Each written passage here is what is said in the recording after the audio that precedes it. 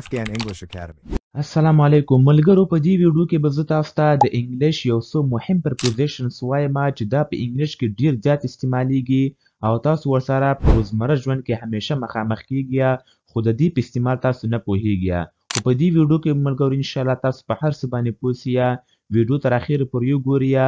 چینل هم سره سبسکرایب کړئ ویډیو هم سره لایک کړئ د نورو مهمو ویډیوګانو لپاره نو ملګرو ویډیو شروع کوو ملګرو په دې ویډیو کې به مونږ دغه پرپوزیشنز وایو ګورئ انسو اونسو ایټ بای اوور انډر بټوین او نیکسټ ټو ډیر زیات آسان دي ملګرو او په یو آسان طریقې سره به ان شاء الله زه تاسو ته دې استعمال در وښیم چې ملګرو اول راځو ان چې دا د زمونږ لومړنی پرپوزیشن دی ملګرو او دې استعمال ملګرو ډیر زیات آسان دی ګورئ و دغه بال چې ده کنه دا بال دا د ګیلاس په مابین کې ده څه دی د ګیلاس په منځ کې ده نو هر هغه شی ملګرو چې د یو شي په مابین کې وي د هغه لپاره موږ ان استعمالوو لکه څنګه ګورئ لکه زه وایم چې بال چیرته دی نو دا بال ملګرو د ګیلاس په مابین کې ده څه دی چې کله یو شی د شي په مابین کې وي د هغه لپاره موږ ان استعمالوو څه دی لکه ګورئ دا بال چیرته دی د بال از ان دی ګلاس دغه بال په ګیلاس کې دی څه دی ما ولې ان استعمال کو ځکه چې دغه بال د ګیلاس په مابین کې ده نو هر شی چې د شی په مابین کې وي د هغه لپاره بیا موږ ان استعمالوو څه دی او ملګرو دغه ان چې ده دا موږ د وخت لپاره هم استعمالوو څه دی ټایم ویل کېږي وخت ده دا موږ د وخت لپاره هم استعمالوو اوس مثال ته وګورئ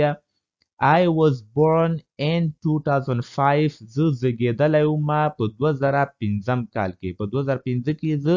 زیږېدلی وم نو چې کله ملګرو موږ کال یادو کنه چې زه په دغه کال کې زیږېدلم زه په دغه کال کې زیږېدلم د هغه لپاره موږ ان استعمالوو څه دی او همدارنګه د میاشتو لپاره هم موږ ان استعمالوو لکه جنوري فبروري شو لکه زه په دې میاشت کې زیږېدلی یم زه په دې میاشت کې راغلی وم په دې میاشت کې ما دا کار کړی و نو چې کله تاسو میاشت یادوئ یا که نه میاشتې نو د هغه لپاره هم ان استعمالیږي څه دی دغه دوه شنبه تاسو په ذهن کې ونیسئ چې د ټایم لپاره به موږ دغه دوه شنو کې استعمال یو د کال لپاره یو د میاشتو لپاره څه دی ګوره he is coming in June هغه په جون کې راځي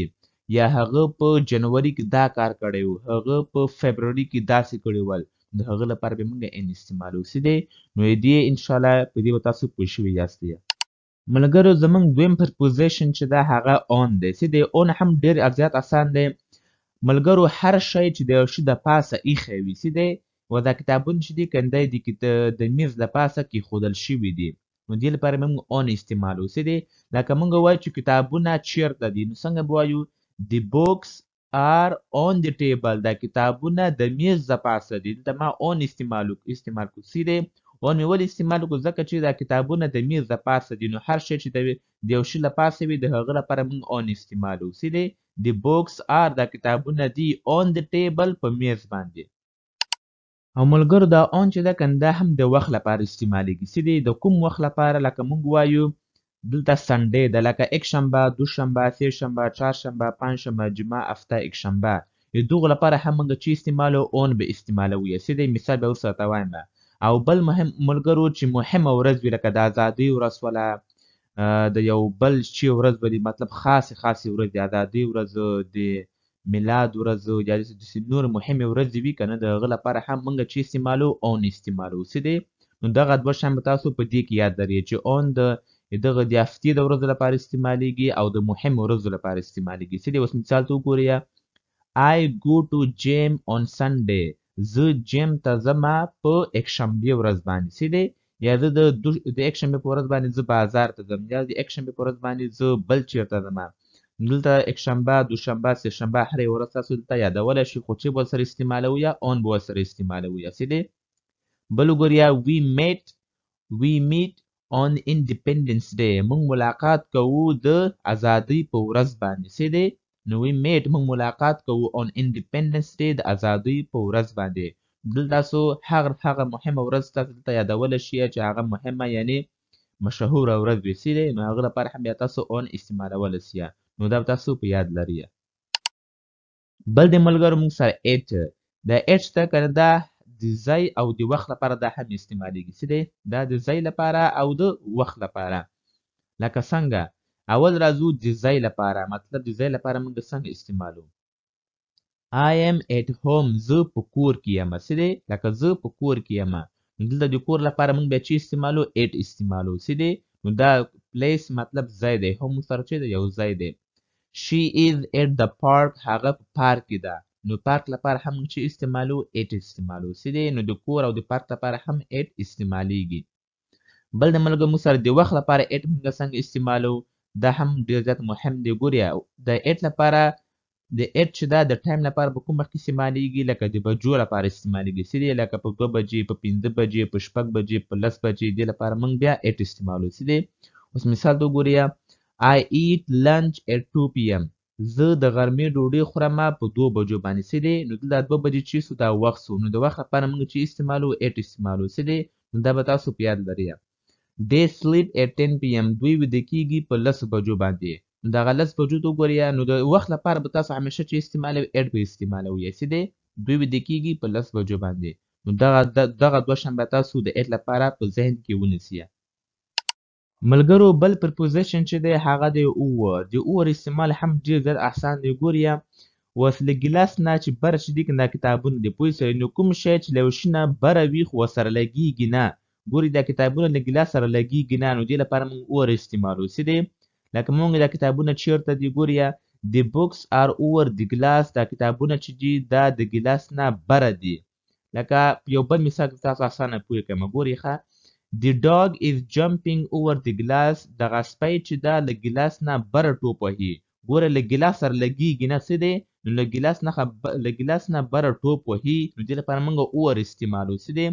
یا دا کتابونه له ګیلاس نه بره دي The books are over the glass دا کتابونه له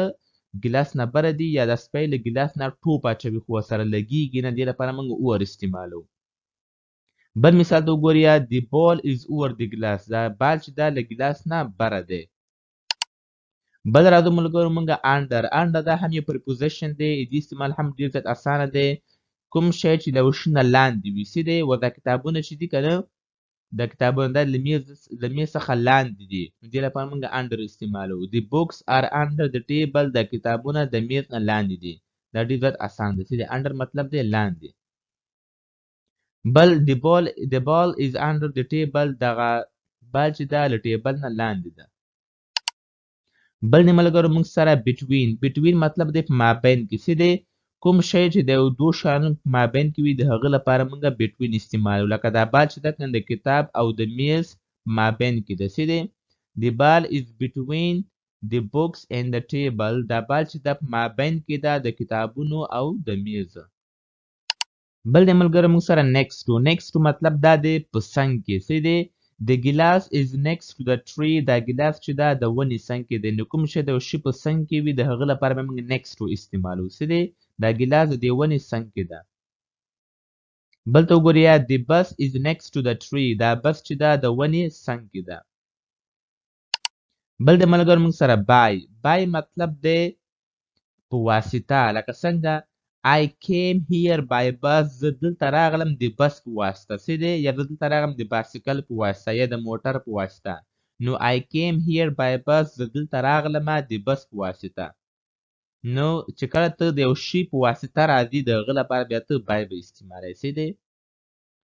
She went to London by train هغه لاړه لندن ته د ټرین په واسطه د ټرین په واسطه هغه لندن ته لاړه څه دی یا داسې هم ویلی شي چې هغه لندن ته لاړه په ټرین کې دواړه یوه معنا ورکوي څه دی ملګرو باید چې دا یو بل استعمال هم لري هغه دا دی ګورئ مثال ته وګورئ خپل ورباندې پوه شئ The boy is standing by the tree دغه هلک ولاړ دی د ونې سره نږدې